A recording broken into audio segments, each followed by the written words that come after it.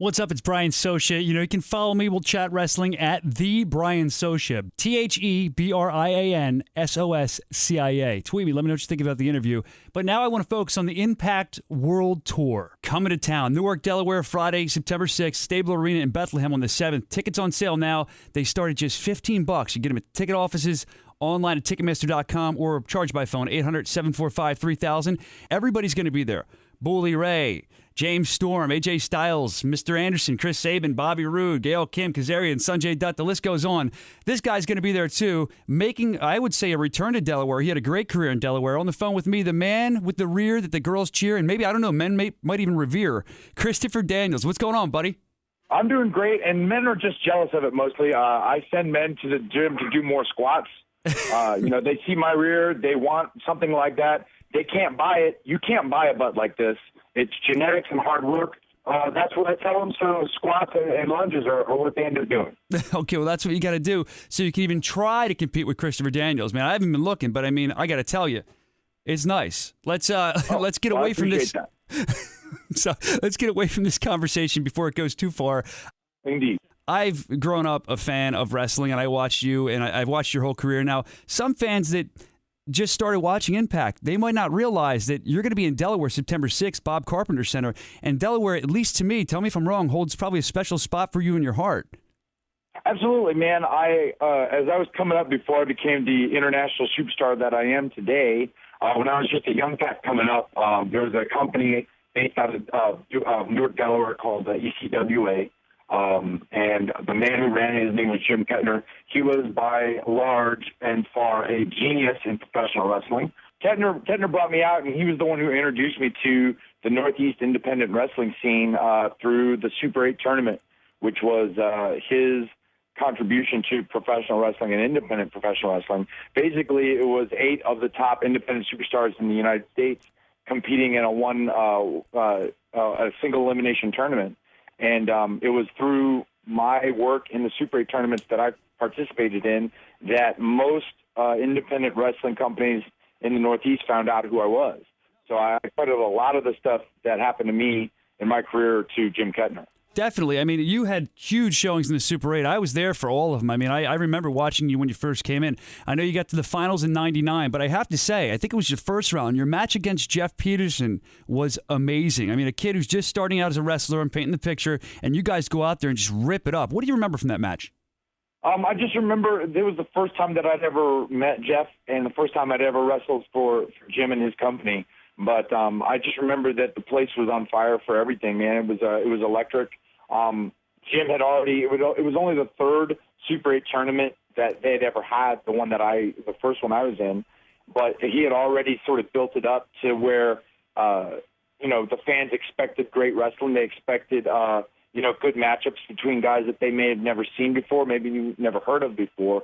But, they had known they knew Jeff Peterson was just because he was sort of a local guy. And for me and him to go out there and have the match that we had, it meant a lot to those fans. Like I said, they were expecting great wrestling, and I felt like we went out there and did them justice. Yeah, you did justice. I mean, that whole thing. And then, of course, 2 wins, 2000, 2004, your 2 big wins of the Super 8 tournament, which I think you may have been the only guy to do that.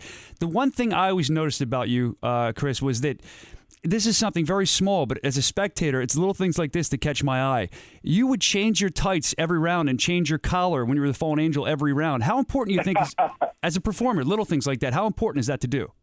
That was just part of the presentation for me, man. I always felt like, for tournament matches, especially if you're going to wrestle more than once in an evening, you change it up, man. It's just a matter of looking the part and looking professional. And, that to me was something that I'm very, OCD in that respect. Like, well, how am I going to make this presentation different from the next? How am I going to make this match different and stand out and things like that? And like you said, it's the little details that sort of catch people's eye, even if they're not aware that these things are happening. It's something, oh, well, that's different somehow. They may not even be aware of it. But, it meant something to me. I was aware of it. Yeah, well, I mean, obviously I was too, because years later here I am talking about and asking about it. Another thing I liked was the robes that you used to wear as the Fallen Angel. Now, I'm gonna out you about this, man, because you told me this story, but I want to know more about it because you told me it as a fan one time. You probably don't remember. I think you mentioned that the robes were stolen from like a church or a play or something. Well, not stolen is a harsh Borrowed? word. I mean, it's technically correct. But what happened was, I was looking to buy one, and my wife, knowing that money was tight back in those days, she said that she called a church and talked to the priest and set it up so I could get one from him. And so I went to go pick it up, and the priest came to me and he said, "Well, I understand that you are using this for a play." And of course, because I would never lie to a priest, that would be evil. I said, "Of course, sir, that's exactly what it's for." And he then said, "Okay, well, just make sure you bring it back when you're done." And I said, "Of course, sir. As soon as I'm done with it, I'll bring it right back." And that was in 1998, perhaps, and I still have that robe today. So technically, I'm not done with it. It's not stealing, but I still need it. So. Some guys leave their boots in the ring when they retire. Whenever your last stage, you got to go back to the church and film yourself just laying the robe across the altar. Absolutely.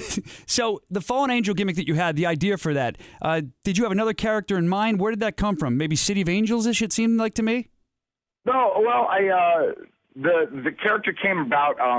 I had an idea to be a religious character, sort of based off of David Koresh, a cult leader, and so the visual of it was just I thought people immediately understood what it was when I walked out. They knew what I was trying to look like. And I wanted to have like religious overtones to my character because I thought that no matter where you were from or who you were, you would have a strong sense of your own religion. And so I thought that it was a character that would sort of push buttons across the board wherever I went. And I had a lot of people that admired the fact that they could see exactly what I was going for the minute I walked through the curtain. You walk out in a priest robe, it immediately, people have a certain perception of what you're trying to do.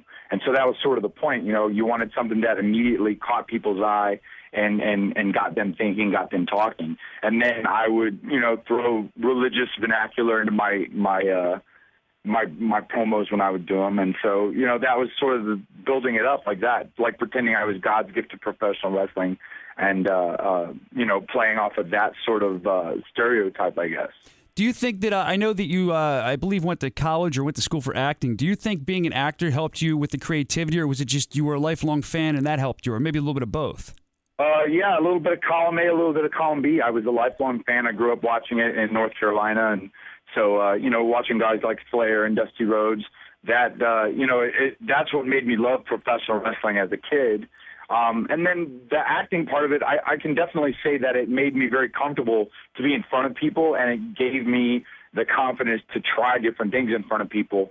As far as like getting on the microphone and cutting promos and speaking in front of large crowds like that, it definitely made me ready for that. And so like that was never an issue. I never had that stage fright. I never was nervous going out and getting on a microphone in front of people. And I think, my theater background definitely helped me in that respect. Definitely did. And, it has helped set you up for the greatness you're achieving now with Impact. By the way, again, in Newark, Delaware, Bob Carpenter Center, September 6th. Then in Bethlehem, September 7th at the Stabler Arena. I kind of want to, I'm curious. On your chest, you have that tattoo. It's called an Ankh. Am I right saying? Am I saying that right? What is it? An Ankh. An Ankh, okay. So, first of all, I'm not a tattoo guy. I have no commitment to stuff like that, and I think it would hurt. Did it hurt? It didn't hurt as bad as I thought it was going to be, or as bad as I thought it would. And I actually went in to the tattoo guy, and when I asked him to draw it up, he drew it up about 4 times as big as it is now. Wow. And I said, well, brother, that's a bit big. And so we went back and forth until finally he got to this size. And, and I basically said, I hear, especially if you have it close to bone, like if you do it on thin skin or, if you do it on muscle, it doesn't hurt as bad. But I've heard that if you get it like right across the bone somewhere, it could hurt. And of course, this is right on my sternum. Yeah. And so I said, look, this is my only tattoo. This is the first time I ever got a tattoo. If I cry, please don't be surprised because I'm not sure how this is going to feel. But when he started doing it, it wasn't a big deal. Like the truth of it was, the worst of it was when he was like filling in the stem of the Ankh. My teeth started to chatter because I felt like I was plugged into the electrical socket. But yeah, it didn't hurt as bad as I thought it was going to be. Not to sound super tough or anything, but it wasn't as bad as I thought. So. Well, good. Did you get that tattoo before or after you started doing the fallen angel thing?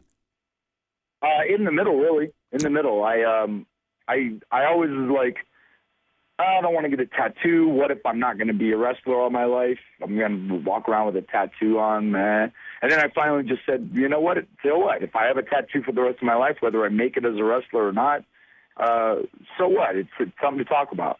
And so luckily I made it as a pro wrestler. So, I mean, it doesn't stand out, and, it's not bothering people at my regular job if I had one or something like that, No, that makes a lot of sense. Again, you're going to be in Newark, Delaware, your old stomping grounds, Bob Carpenter Center, September 6th, Stable Arena, Bethlehem on the 7th with Impact Wrestling. Going to be some huge shows. But I want to talk about a time, and I didn't even know this about you, and I feel like I know a lot about you. You traveled to Puerto Rico. I'm not going to lie, I got this from a Wikipedia page, which I normally don't do, but I saw it one time, and it always stuck out to me. When you're in Puerto Rico, you were with your partner, God, I think his name was Kevin Quinn, and that's right. You wrestled against Invader 1 and somebody else. You won the tag belts. I remember reading this a while ago.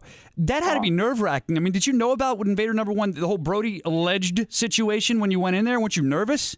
I wasn't nervous. I knew, I knew about it, but I didn't put 2 and 2 together until about 3 weeks in, after I had already met Invader 1 and, wrestled him a bunch of times. And then it was actually Dutch Mantel, who was staying with us in the apartment at the time when we were in Puerto Rico, who brought it up like, man, isn't it crazy that he's the guy that did this to Brody? And it all sort of came falling into place for me. I was like, that's the guy. Oh, my God, I've been wrestling him for 3 weeks. So, but, I mean, honest to God, I never had any problems with him. He was the nicest guy outside of the wrestling ring that you'd ever meet. And you wouldn't know it unless you knew it. You know what I mean? You'd never guess. Did you fear taking a shower after you realized who you were wrestling? It's funny, that same shower where it happened, that was in the building where they tape television. So I was in that shower talking to those guys, in that shower room, where they would basically get everybody together before the show started. That I was there. Oh. I mean, I stood in the place. That's crazy. And didn't realize it until after the fact. That's probably better off. Yeah, definitely. Now, away from all this negativity, it seems to me from everything I can see that I've seen you around, you seem like a good man, and you seem like a good family man. You said your wife earlier, I think that you have kids. How does your wife feel about your career choice? I mean, look, it's not, I don't want to say it's not normal, but most people don't say that they're wrestlers. And she seems like, from what you're saying, you've been with her for a while. So what's her thought processes on what you do for life? Well, the truth of the matter is we've been married now for 20 years, and I got married after my third match, my third wrestling match. So she's seen me through literally all of it. And she worries about my physical well-being, obviously, like anybody would. But the truth of the matter is, she's always supported me no matter what I wanted to do in my career, and vice versa. Like, I supported her as well. Like, she came out to California. We moved out to California to follow her dream to be an actress. And, so that's what brought me out to California in the first place. So we've always supported each other in our careers. And I've been fortunate enough to be successful enough that it's sort of paid off. She appreciates all the stuff that we've gotten as been a result of my hard work in terms of my wrestling. That's been our bread and butter for a very long time. And I've been very fortunate to make my living doing what I love to do. And she supported me the whole way. And I don't know if I'd have been able to do this if I didn't have someone, sort of backing my play as much as she did for me. Yeah, support, basis of a strong relationship and a good career, too. I always like to say that. But, you say she might be a little worried for your well-being. You've been doing this for a while. Any idea how much longer you think you'll continue? Is there a date where you're like, this is it for me? At a certain age, you're just going to go till you feel like you can't? That's it, man. I honestly, I was going towards the big milestone of having a 20-year career, and that happened in April of this year. Congratulations. So at this point now, yeah, isn't it wacky? That's crazy. I tell people that I've been wrestling for 20 years, and their eyes get big. So, but at this point, I feel like I'm still healthy. I'm still, barring accidental injury, I don't feel like I'm falling apart. Everybody has aches and pains in this business, so I'm no different than that. I've been very fortunate to avoid real major injury through my career, and knock on wood, I'm going to continue that trend. But right now, I don't see an end in sight. I'm not gearing towards like hanging at the booth anytime soon. And if I could get away with it, I'd love to wrestle for another, 10, 15 years. No, and you still look great in the ring. I mean, I was thinking that when I saw some stuff you're doing last night. It's just like the way you move around the ring, you wouldn't even know you've been doing for 20 years. So that's kudos to you for that. You can see Christopher Daniels live again, Impact Wrestling World Tour, Newark, Delaware, Friday, September 6th, Stabler Arena in Bethlehem on the 7th. Tickets start at just $15, Ticketmaster.com. I want to get to a couple quick social media questions. People were tweeting and Facebooking. A guy, his name's @Good versus Bad Guys. That's his name on Twitter. He wants to know, kind of continue with my last question. Do you ever see yourself becoming a commentator or maybe an agent, just sticking around the industry when you're done in ring? Absolutely. Yeah, I have designs on being something in this business past my wrestling, my in-ring career. I think personally I would love to be a commentator of some sort of on-air, personality, whether it's, a manager or, a GM of some sort or even a commentator. But even if that weren't to happen, I would probably still be, something behind the scenes, whether it's a talent scout or an agent or anything like that. Because honestly, I've been doing this for 20 years. I feel like I've got something to contribute. And if I can help guys along like I was helped in my career, then I feel like, I'm still contributing to this sport and to something that I still love to do, No, if you can give back, it's always a good thing to continue the rich tradition of professional wrestling. Next question, a guy named RWC hit me up. He wants to know what the origins of your Disposable Teens entrance songs. I know you used that a little bit on the Indies, and now it seems you gave a remake of that. I personally liked Head Like a Hole. I thought it went perfectly with your Fallen Angel gimmick, but he wants to know about Disposable Teens. What's the deal with that?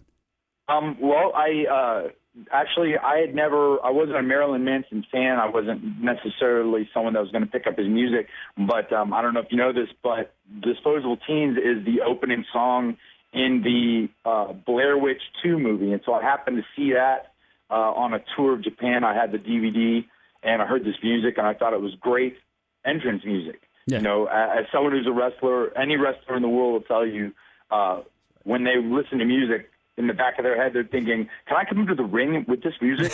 So it was something that spoke to me. I thought, first of all, it got me excited. It got me revved up when I first heard it. And anything that can get your heart racing before you go through the curtain is a positive. And I think the fans felt the same way when they heard it. Like the first couple of notes, you know what the song is. And I was fortunate enough to use it in places where I returned a lot. And so when they heard it, when fans heard those first couple of notes, they knew I was coming out. And that adds a lot to the presentation, like I said before about presentation. So, that was, to me, it became sort of synonymous, especially in Ring of Honor, because that's definitely where I had the biggest fan base that was at least familiar with that song. And so, those places, when I would go to Ring of Honor and use that music, it definitely got a great reaction. So you were just talking there about presentation. I've heard you mention that more than once as we've been chatting here, and I agree with you. Presentation, very important. And you were talking about your time in Japan. This next question comes from Boney. He calls himself Shoot Interviewer Number 1. He wants to know about Last Rites, your move Last Rites, which I agree, amazing move. Actually, you were the first guy I ever saw do that in the States. You talk about Japan. Is that a move maybe you got from Japan? Because I'd never seen anybody use it until you did. No, I actually was using it even in Windy City in my first couple of years wrestling. It was just something that I literally had a dream about wrestling, and I did that to somebody, and I thought, oh, this might be a neat little move to try. And so I started using it and tried to, back in the day when you're trying to make a name for yourself, everything you do you think is going to be your ticket to becoming somebody. And so you become very protective of your name and your look and your moves. And so, I thought I was the first guy to ever do that stuff. At least I didn't get it from somebody like some wrestlers can do. And so I started using that, and then along the way I would see other people do it and not necessarily see me do it, but, they had, whether they thought, oh, well, this might be neat to do, and I would be, hey, that's my move. But, it's just, it's flattering to think, but the odds are good that these people think of these things on their own as well. I mean, there's only so many different ways you can move the human body, and so any creative wrestler is going to come up with possibly the same or slightly the same moves as I did. So. Well, I like the story that you created it better. We'll stick with that. How's that? Oh yeah, no. Like I said, I thought I didn't get it from someone else. So then you kind of did create it, man. It. You really did then. I said you did create it then. But Exactly. the reason I got way off, this guy wanted to know why you don't use it as much anymore. Is it because everyone's using it now, like other people are using it?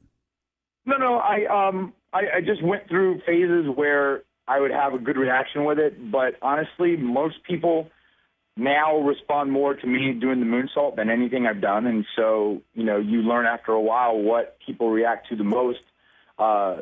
You use more often. Like I've always been, especially on live events, the idea is to give the people to give the people what they paid to see, and more people respond or react when I start to go to do the moonsault than anything. And so I've always been someone that's tried to put that in everything I've done, at least an attempt, so that they can say, oh, well, I saw him do this.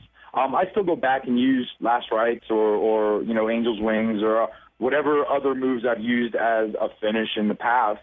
And people that have followed my career, it means something to them when I do it in the basis of whatever match I'm wrestling. But like I said, at this point in my career, I think more people react to the moonsault. And honestly, no one does the moonsault. I'm more surprised that no one is doing the moonsault the way I do it.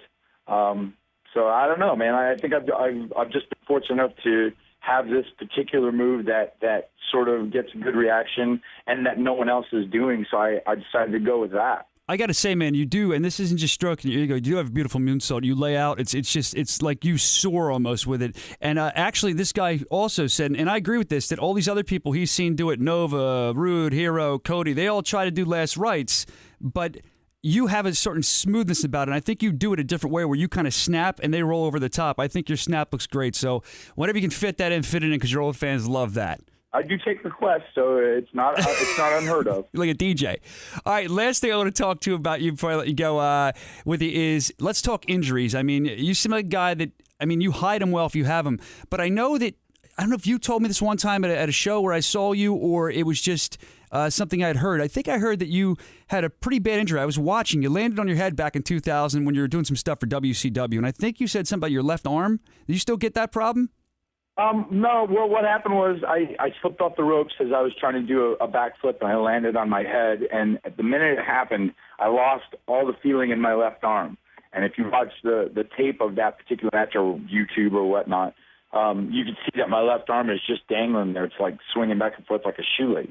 And so, I had a really bad, I guess a stinger. I compressed the nerve to the point where I couldn't feel anything in that arm for like 6 weeks. Wow. And I wrestled matches like 5 days afterwards. I probably shouldn't have done that. But at that point in my career, I had to earn that dollar. And so I hustled and worked around it. And, we all are hurt. We all get bumped and bruised, and sometimes you got to work hurt. And so I did.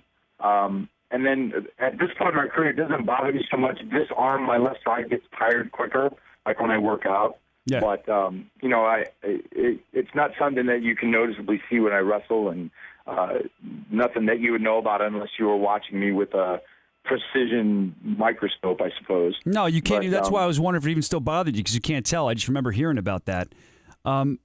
Last thing I want to ask you, I want to leave on this note. This is a question you might have to think about, maybe not. In your career, which you said now at least 20 years, what do you think, if you could pick one thing, this is a hard one, the best or most memorable comment you've ever received, be it from a promoter, a fan, another wrestler, anybody, somebody who writes in a magazine? Can you think of one of those that would really stick out to you? Yeah, I could tell you there was a ring announcer back in the day named Gary Michael Capetta, who was a very good friend of mine. Loved his announcing. Yeah. And I met him through Jim.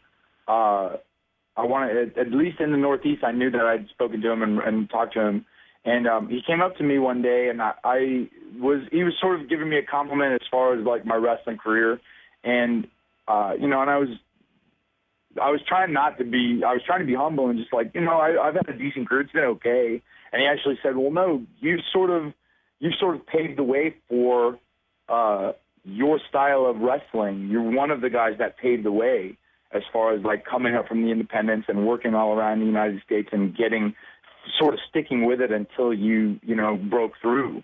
You were one of the guys that sort of paved that way. So, I mean, a lot of guys sort of followed in your footsteps. And so that to me was a big deal. Like, I don't know if that's true or not, but I mean, I think it's true. I really believe it's true as a fan watching you. I remember that certain, I guess the late 90s boom with wrestling, and you were one of the guys, you had like the Reckless Youths, you had everybody. You had everybody who was involved with your, people, pretty much guys that are working for Jim, ECWA. They're guys that paved the way, and it's cool that someone could actually tell you that. That's a great thing to hear, man. That's actually a really good way to sum things up about your career. That's got to make you feel good.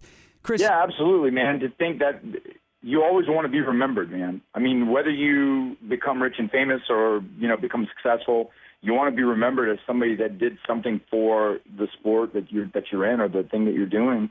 And so, like, if I can look back at my career and know, A, that I was successful, but B, that, people sort of look to my career as sort of a way to go or whatnot, or were inspired by it or whatever, I mean, that's an awesome feeling to know that. And I mean, it'd be great if it's true. I hope it's true. It's not up to me to say. So, I mean, if I help other guys come up, or if there's any way that I could have done that, then I'm happy, man. I'm a happy guy. Well, like I said, the fans say it, and you deserve happiness, all the stuff that you've given to the industry. And very excited to see you and the rest of the group as you come through. Of course, Bob Carpenter Center, Friday, September 6th, and Stabler Arena in Bethlehem on the 7th. Impact Wrestling World Tour. It's the first time you guys have been around here in a while. I know you guys are going to put on a great show. Tickets start at just $15. That's so cheap. Ticket office, you can get them there, online, Ticketmaster.com, or charge by phone, 800-745-3000. Of course, there's that $65 ticket where you will meet select Impact Wrestling superstars at an early autographed entry, and everybody's going to be there. Like I said, Bully Ray, James Storm, AJ Styles, Mr. Anderson, Bobby Roode, the list goes on, Kazarian. You're going to be there. Any idea what you're doing on these events, Chris? I believe Kazarian and I, the best tag team in the business, will be wrestling for the World Tag Team Championships that night against James Storm and Gunner. So you can expect to see a title change unless we've already won the belts by the time we get there, in which case we're not going to lose the belts. So. I like that. That was probably the best hard sell to a wrestling show coming to town I've ever heard. There you go. Thank you so much for coming on and visiting with the Soscia Network. I really appreciate it, Chris. And, we'll have you on again soon. Always a good time with you. I appreciate you giving some of your time to us. No worries.